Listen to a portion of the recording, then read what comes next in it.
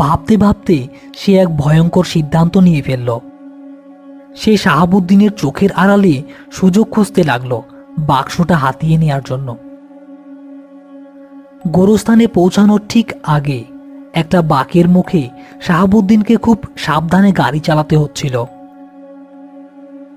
এই সুযোগে মতি শরীরটা একটু বাঁকিয়ে হাত দিয়ে বাক্সটা নিজের কাছে টেনে আনলো এবং দ্রুত সেটা তার পকেটের মধ্যে লুকিয়ে ফেলল।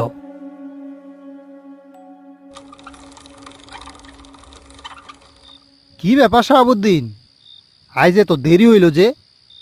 আর তোমাদের মুখটা এমন শুকনা কেন? কোনো ঝামেলা হয় নাই তো? আজ রাইতে কেমন একটা অস্বস্তি লাগতেছে।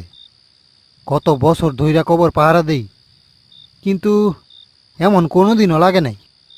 আর বইলেন না হান্নান ভাই, এক অদ্ভুত জিনিস নিয়ে আইসি আইস। পরে সব বলতাছি, আগে লাশটা নামাই। মতি দর। মতি আর শাহাবুদ্দিন লাশটা ভ্যান থেকে নামাতে গেল। লাশটা নামানোর সময় মতির পকেট থেকে বাক্সটা মাটিতে পড়ে একটা শব্দ হলো।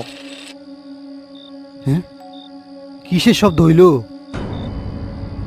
ওইটা কি মতি, তোর পায়ের কাছে?